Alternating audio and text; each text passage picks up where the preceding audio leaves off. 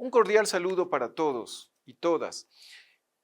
Continuando con nuestro estudio sobre el habeas corpus, ahora vamos a conversar sobre básicamente los grupos vulnerables y el habeas corpus. Aquí hay que indicar que un problema que tenemos es que la jurisprudencia, los precedentes de la Corte Constitucional sobre este tema son numerosos y por tanto resulta imposible realmente que en este tiempo podamos referirnos a todos. Sin embargo, hay que anotar que se refieren a grupos vulnerables como por ejemplo las personas de la tercera edad, migrantes, eh, adolescentes, ¿no es cierto?, que también están privados de la libertad. El caso de personas privadas de la libertad en entidades particulares, quizás por problemas de alcoholismo, ¿no?, en estos llamados centros de desintoxicación, etcétera. Toda esta información pues la encontramos en realidad en la base de datos de la Corte Constitucional, cuyo motor de búsqueda en realidad ha mejorado mucho, ¿no? Me refiero a la página de la Corte Constitucional. Ahora, lo que vamos a hacer es, aquí en el aula virtual, vamos a poner a su disposición un PowerPoint en el que están enumeradas las principales sentencias sobre grupos vulnerables, de manera que ustedes tengan la referencia y puedan ir luego a la base de datos de la Corte Constitucional y con el código respectivo, pues identificar y encontrar estas sentencias para que las revisen según los casos específicos en los que se requiera interponer un habeas corpus. Sin embargo, lo que sí podemos hacer con el tiempo del que disponemos es referirnos a otras dos sentencias, además de la ya descrita en una intervención anterior, que es la 365, dos sentencias que son importantes por su frecuencia, por la amplitud de casos de habeas corpus que cubren. Y estas sentencias son la una relativa al habeas corpus y la salud, y la otra relativa a habeas corpus y pueblos indígenas. Entonces, comencemos por la primera sentencia de la Corte Constitucional, la sentencia 209-15 JH, sobre habeas corpus y salud. En esta sentencia, la Corte Constitucional, como ha venido siendo su línea jurisprudencial, destaca que el habeas corpus obviamente no es una garantía para dejar insubsistente una sentencia penal condenatoria, para modificar la pena. El habeas corpus aquí también lo que busca es proteger la integridad física, psicológica de los privados de libertad, fundamentalmente garantizando los servicios médicos, la provisión de medicinas, la presencia de personal médico, de equipamiento médico, los procedimientos y tratamientos médicos que los privados de libertad requieren. Y para este efecto, lo que la sentencia nos destaca es que el juez debe proceder de manera progresiva. ¿En qué sentido? En el sentido de que, obviamente, se tratará de proveer de todos los servicios y necesidades de tipo médico, de asistencia de salud, a los privados de libertad, en lo posible en los mismos centros de privación de libertad. Sin embargo, puede ser que esto no sea posible. Puede ser que estos servicios médicos no estén disponibles o no sea posible desarrollarlos, proveerlos en el centro de privación de libertad. En este caso, la sentencia lo que establece es que es posible que el SNAI, coordinando con el Ministerio de Salud, coordinen el traslado de los privados de libertad afectados de salud, pues a un hospital público u otro centro de salud en que reciban esa atención médica, esas medicinas, esos tratamientos. Solo si es que incluso esto no fuere suficiente, debe el juez o la jueza considerar la posibilidad de ordenar la libertad, nuevamente, para efecto específico de proteger la integridad personal, no de modificar la pena. Y según reciente jurisprudencia de la Corte Constitucional, incluso se aclara que esta orden de libertad va a tener un efecto temporal, no es definitivo, sino que tiene un efecto durante el tiempo requerido para justamente restablecer la salud de la persona, digamos, privada de libertad, afectada en cuanto a su integridad física o psicológica.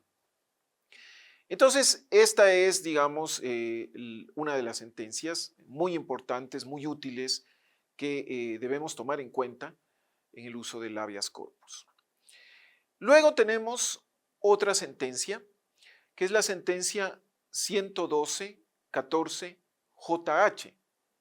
Ustedes las pueden encontrar ambas en la base de datos de la Corte Constitucional, que nuevamente animo a que revisen, ha mejorado mucho en su organización, sistematización.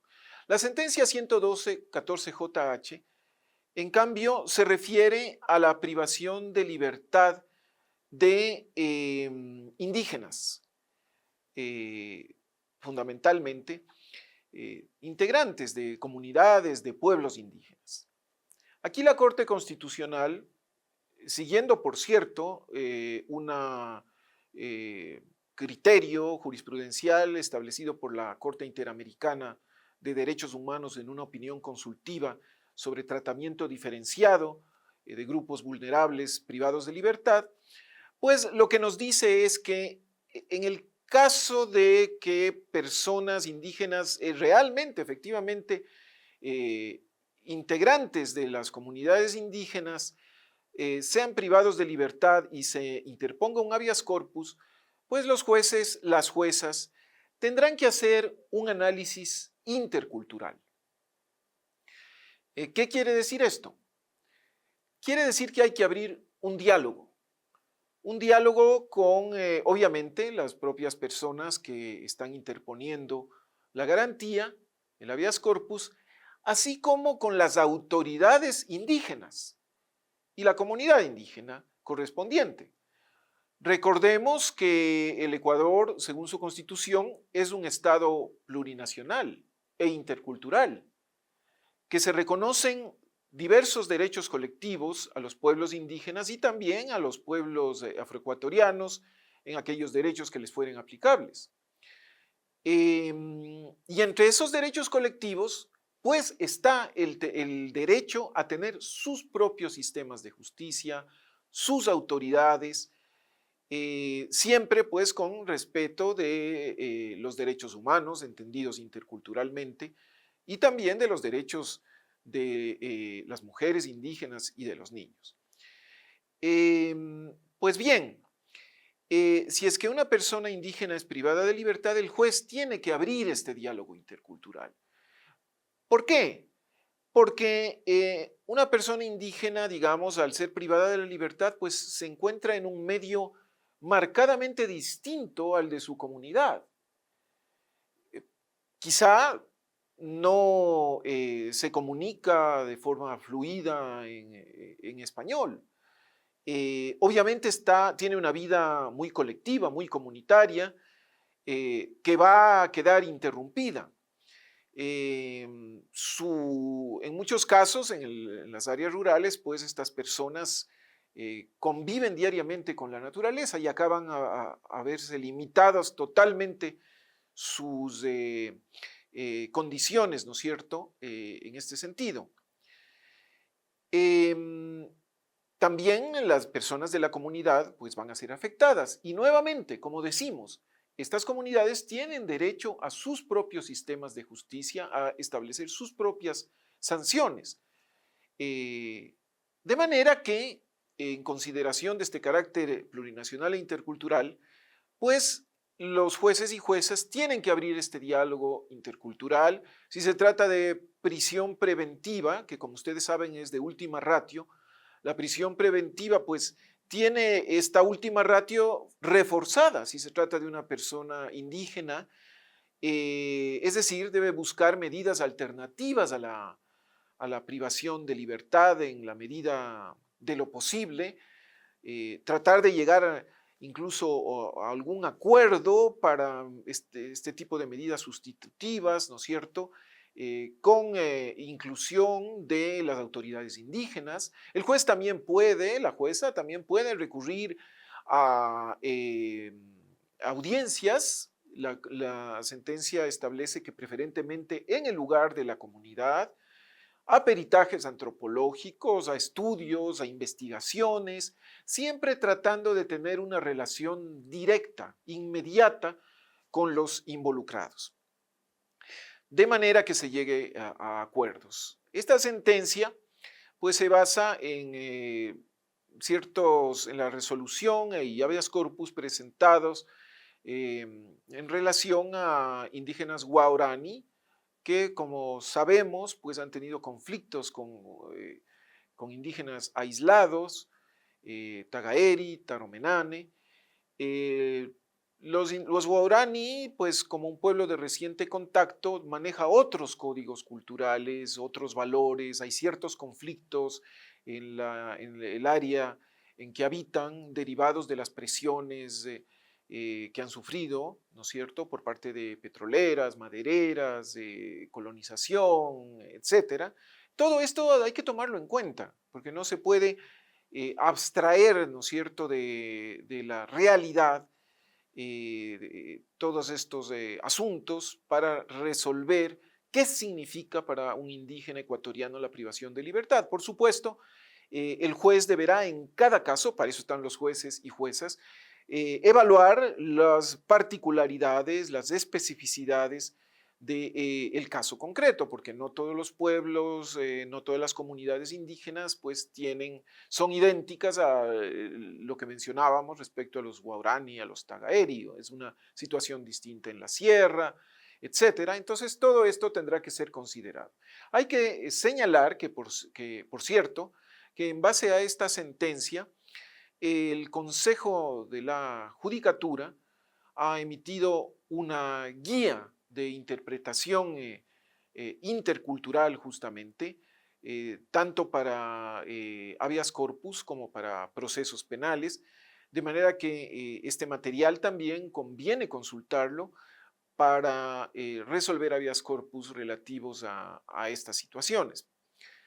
En definitiva, para ir terminando, y como lo ilustran muy bien estas dos sentencias y las mencionadas sobre otros grupos vulnerables, pues al momento, si es que tenemos que resolver problemas de habeas corpus, pues es fundamental una revisión acuciosa de las sentencias, de los precedentes específicos que sean aplicables a los casos que estamos examinando, ¿no? Porque es allí donde la Corte Constitucional e incluso la Corte Interamericana, que es citada recurrentemente por la Corte Constitucional, pues han hecho las interpretaciones adecuadas sobre cómo debemos entender la integridad personal, en sus distintas dimensiones, la libertad misma, el derecho a la salud,